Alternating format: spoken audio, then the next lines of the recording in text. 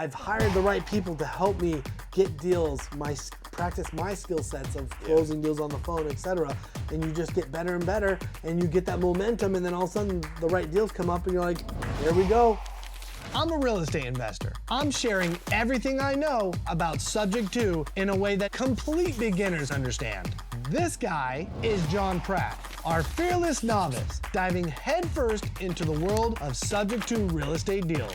Watch as I start him on the path. I'm your guide, Kyle Kargas, and this is Subject to Real Estate Secrets, the path from moron to millionaire.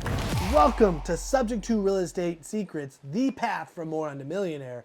Subject to purchasing is when you can go buy a property, someone else already has a loan. Yeah. You become the owner, you take over their loan, their name stays on it.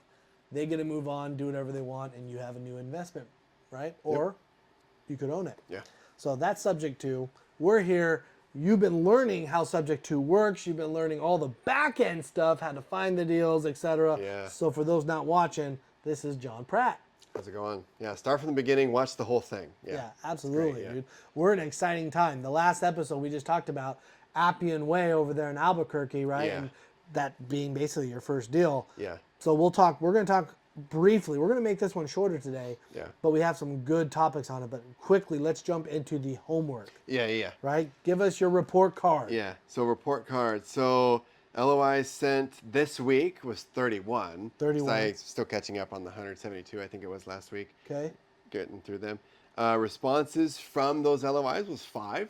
So that's 5 out of 31? That's actually more than 10%, Yep. right? A lot more.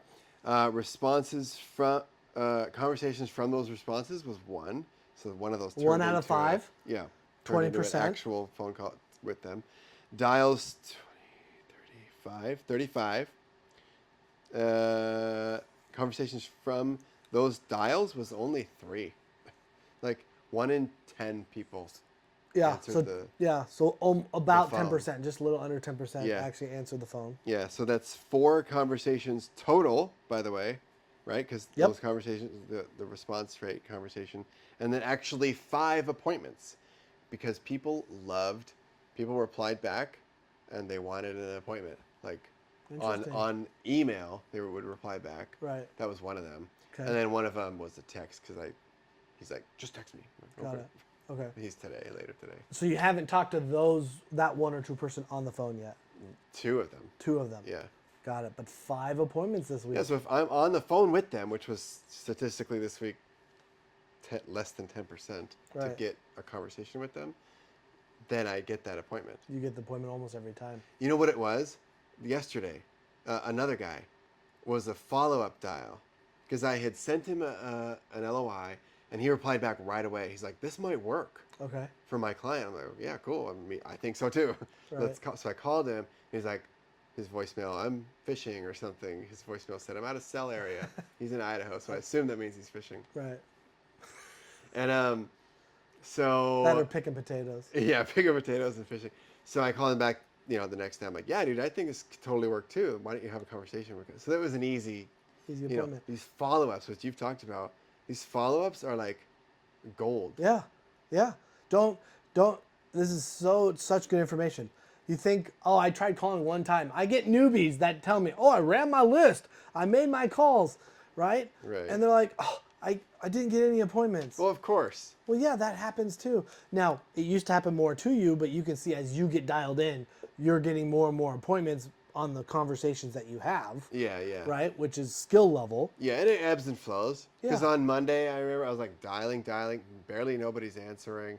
Well, people were answering, but they didn't turn into Appointments. I couldn't close it to an appointment. Yep. Like- And you're always going to have some of that. Yeah. Always, right? But then I follow up with some of those same people, or people from last week, Yep. or people who are on my calendar who a month ago said, yeah, you can follow up in a month. No problem. I'd love that. Yep. I said, okay. So what does I'll that tell call you? them.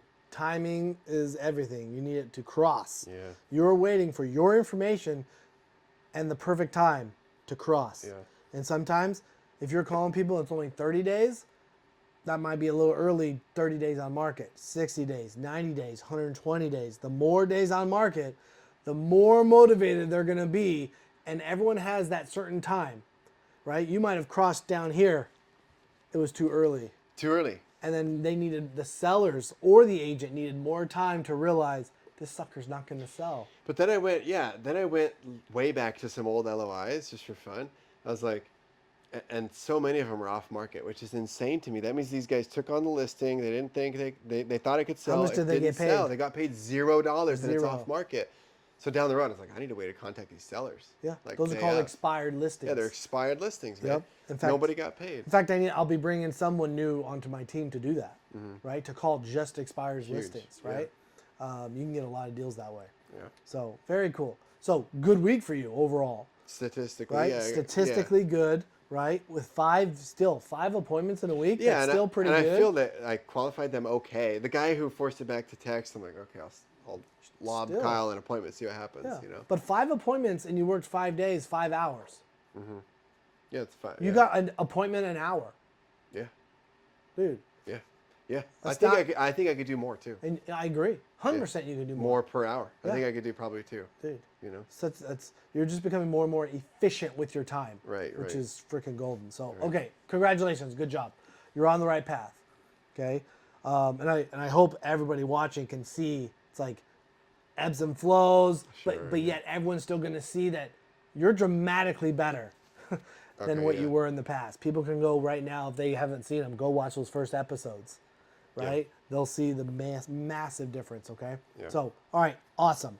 Now, this episode, right, quick continuation, a little bit from yesterday. Yeah. Yesterday. Last week, episode, right? Last episode when we did that, okay? Because you kind of came back and you're like, whoa, what does some of this look like? Yeah, with the Albuquerque house. With the Albuquerque house. We talked about the deal itself. We get it, right? Go look at last episode, even last 2 episodes. We get the deal overall, right? Right. Everyone gets it. And then last episode, I talked about how the different ways that you make money in real estate.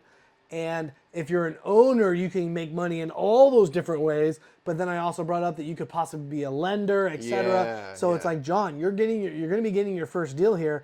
Are you going to be kind of almost getting your second deal if you participate in a way? Yeah, you could double dip in one property. It doesn't mean it is a distinct deal. Right. It's on the same property. Right. You could be the lender on this. Or maybe it's still one deal, but you decide to become an owner as well. So we briefly touched on that.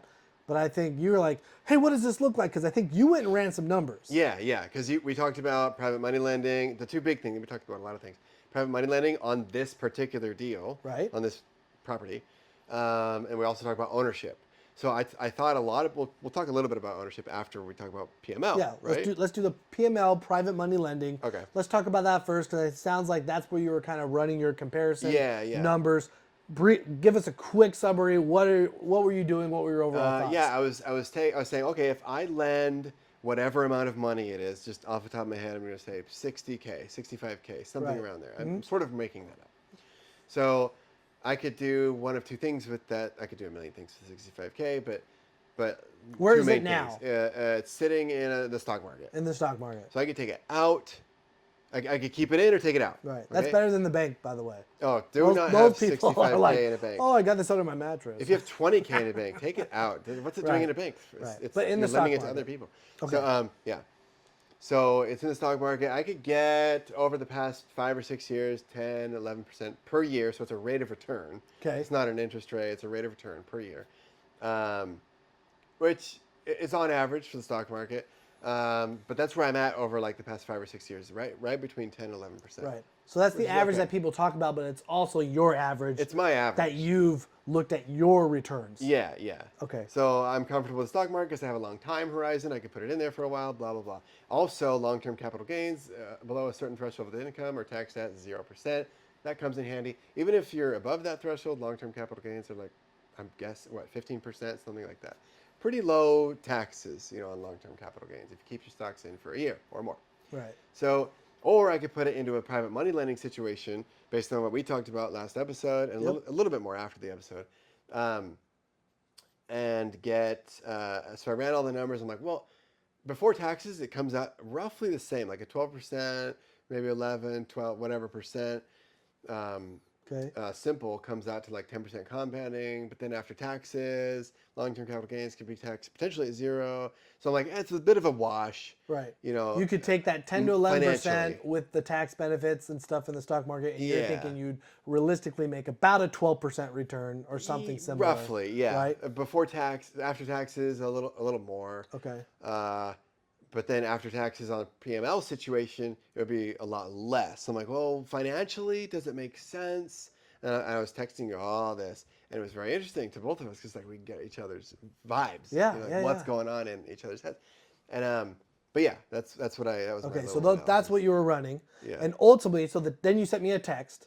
Yeah, And so ultimately, what was the text, the quick summary of the text So I'm you like, sent bro, let's just take the assignment fee from the house, just get that fee, the one we've been talking about, and then I'll just not lend on it, right? Because your quick assumption, well, I say quick, but you probably spent some time. Yeah, it took maybe 40 minutes to run these right. numbers, you know. But after your assumption, you're like, okay, it's kind of a wash even thing. I think I'm just going to keep my money in the stock market. Yeah, right. Probably for some of the reasons you've already shared. Right. Predictability, low tax, Yeah. Long time horizon. So very interesting, right? And basically, we're kind of basing this all on, say a 12%, interest rate, which is pretty common in the space for private money lending on real estate, right? Okay. Now, I mean, that doesn't mean sometimes someone might get 9 or 10%. Right. So otherwise, someone might get 13 It or depends 14%. on what they're lending on. It depends what they're lending on. Depends on who the person is. It depends on sometimes how you want to come together and what's a win-win scenario. Yeah. Right. But we're kind of basing this all on like a 12% interest rate, right, on this deal. Yeah. Right. Because it's, hey, John, wow. Yes, you can get your first deal, and yes, you'll make some cash from from wholesaling, from the assignment. But do you want to do more in real estate? Do you want to maximize how much you could do with one deal and be like, oh, I also want to lend on it, or et cetera, right? Yeah. Okay, got it. So now, I briefly told you this right before. Yeah. But I want to bring it up again.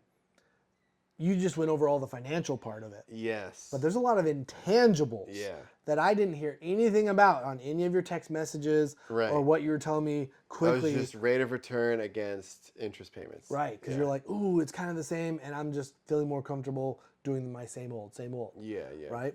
And what goes through my head, it's so funny. I do more for the intangibles than I do for even the financial. Yeah. Okay? Because I know that the intangibles, if I do it right, actually give me the best return financially. Right? I mean, just the fact that we make these type of videos. Yeah. Right? I get people reaching out, right? The comments, all of that, and that can turn into real money. Yeah. Right? This type of deal, it's like, ooh, so for example, I've lent money before on a deal, and I've lent it for 0%. Yeah. Right? Because of the intangibles. Because of the intangibles. I'm like, no, I want to build that relationship. I want to be a fly on the wall in that meeting and learn that information or this or that. I'm like, it's the intangibles that there's not a dollar sign attached to it, right? And so it's interesting to me because it's like, oh, you came back with that financial, which is the typical response for most people. Yeah. Right? But it's like, oh, wow. Like if I was in your shoes or someone new, the benefit of being able to lend on a deal, period, and what it could do to me in my mind, and I've mentioned this to you before. I always think about this big boulder being on top of this mound, this hill, and it's at the top of the peak, and you're up there, right? And you got all your weight on it, and you're pushing as hard as you can, and the sucker's not moving. Yeah. Right? Because that weight is how you feel about real estate and getting this But going. you know once it's moving, it's like, man, if I could just get some momentum and just push this boulder over, but sometimes you're just not able to. Yeah. Right? And so then I come along, we're doing this, and I'm hoping this does this for other people watching as well. I now come over and I start to try to help push with you. And like, you could feel just a little bit, but really it's nowhere close to maybe even still moving. To making it And budge. I go, John, you know what though? I've been doing this for a long time. I come over and I get this big old stick, and we're like getting in there to get leverage. And I'm like, no, help me pull on this. Yeah. And now it's like we're pulling on it, and it's like rocking a foot. Yeah. In like about to turn over, right? Yeah. So that's why you want to get around other people. You want to be taking action, but you want action that's going to help momentum. You could stay up there all day, John, just trying to push this boulder by yourself. Is there a chance that boulder might not ever move? I mean, a big chance. Yeah. It's a big chance. Anyone doing anything totally by themselves is not. I mean, there are markets for a reason. Right. It could happen. People right. together working. And every day, if the boulder happens to be not quite that heavy, maybe eventually you would eventually get it over, but a lot of times you don't. No, yeah. So one, it's success or not. Yeah. But two, like every time you do something, it's like you're bringing someone else to help push the boulder. It's like, ooh, I'm watching More on the Millionaire, so that's an extra person helping me push the boulder. Yeah, a little more leverage. Yeah. Oh, I'm gonna go lend on a deal. That's like another person coming in to help push the boulder. Or maybe it's the stick that we actually grab. And now it's like, ooh, this is starting to move, right? Or instead of lending, you decide to actually become the owner of that property. Or you get your first wholesale check. All these things add up, and it's just more people helping to push the boulder. Yeah. And guess what? That boulder's gonna start moving. Yeah. Right? And maybe one deal it like moves, that barely moves. But guess what? I don't want it to barely move. Yeah, I want you to get 5, 6, 10 wholesale deals.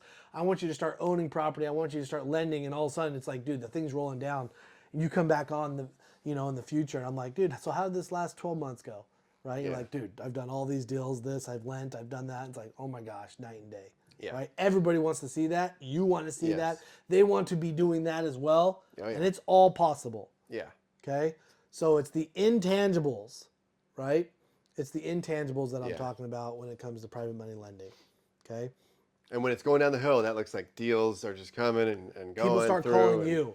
Yeah, yeah. People call you when it's rolling down the hill and like, hey, John, I hear you're a private money lender. I have this amazing deal at like 20% interest. Right. Will you lend your money on that? And John's like, let me run the numbers, but yeah.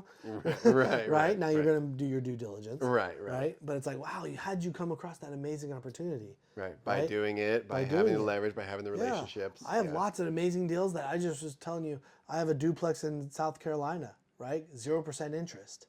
Yeah. Right. It's like, oh, how'd you get 0%? That's not my only 0% interest deal this year. Right. How do I get that? Momentum. I've hired the right people to help me get deals, practice my skill sets of closing deals on the phone, etc. And you just get better and better, and you get that momentum, and then all of a sudden the right deals come up, and you're like, there we go. Yep. Right? I'm the one that can say yes to that now and make that extra bonus money. Yeah. Right? I can't count on that unless I'm become the person that can say yes to it. Yeah. Okay? So I love the fact that you analyzed it. What I'd highly recommend is look at some of the intangibles. Yeah. Okay?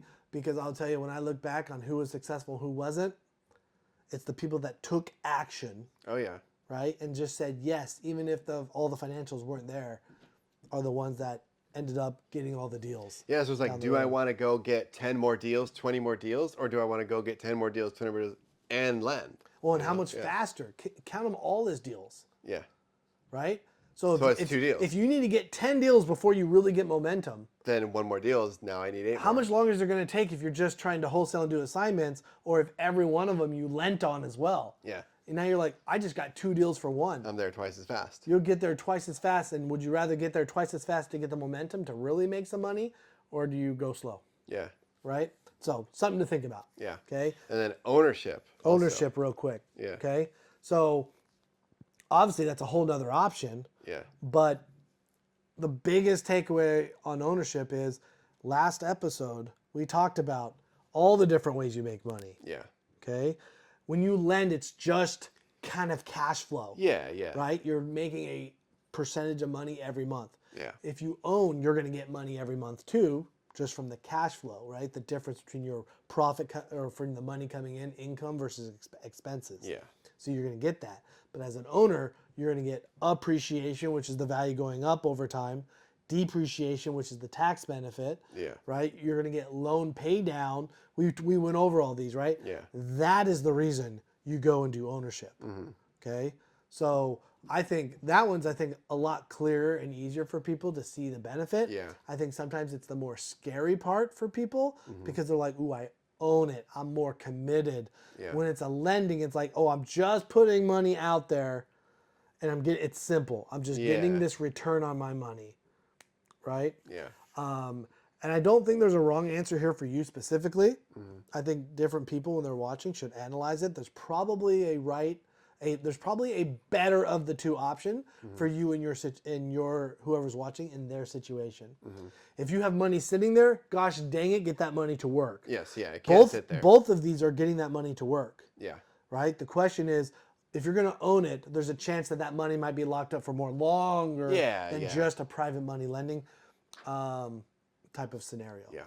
Okay. Yeah. And you might have to put on your big boy pants sooner if it's an owner. Because of what if there's a problem, et cetera. Now it's like, hey, let's have an ownership meeting and let's talk about that this happened. Right. What do you want to do? This is what we've done in the past.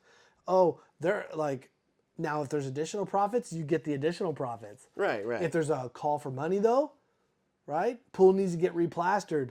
I love my stock market big boy pants because it's high upside potentially. Yep. Right. It's so high upside, so I'm used to it. You know. But then if there's other big boy, maybe I need a closet full of but in the stock market, big boy pants. You on average are getting 10, 11%. Yeah. Could that also go down? Yeah. Oh yeah, it could go down. Right. That's part of the risk tolerance. It's like, roll the dice. So that's a lot like the ownership. Yeah. When it comes to that a little bit, right? Yeah. Statistically, appreciation goes up a lot. Oh yeah. Right? Appreciation more than the stock market. More than the stock market. Yeah. And then you get cash flow, tax, loan payment, et cetera, Yeah. right? So I would say ownership, in my opinion, would be dramatically better than keep your money in the stock market. To me, that's a no-brainer. Okay, yeah. Okay. Yeah. Now the lending, I think, is a little bit harder because you're only getting cash flow. Yeah, right? yeah. So financially, Right. it makes it harder of a no-brainer, except for when you start looking at the intangibles. Yeah. So, John, your homework, Yeah. because actually this is coming up, this deal specifically, and you don't have to do this deal, Yeah. right? You could do this, you could be on any of your future deals, Yeah, right? do another one But if you next want to week. do it on this deal, time is up, Yeah. okay? Because we're going to be closing on it, right? Yep. I think I actually will be the one probably closing on this deal. Yep. So you do have the opportunity to do one of these two things if you want to, okay? And if you're watching this video and you don't feel like you have that opportunity, this is why you should go network and get around other people. Find someone you can be part of their team and talk to them up front and say, hey, if I find a deal and I have some money I want to bring to the table, like, can we partner on some of that? Yeah. Have that conversation up front, right?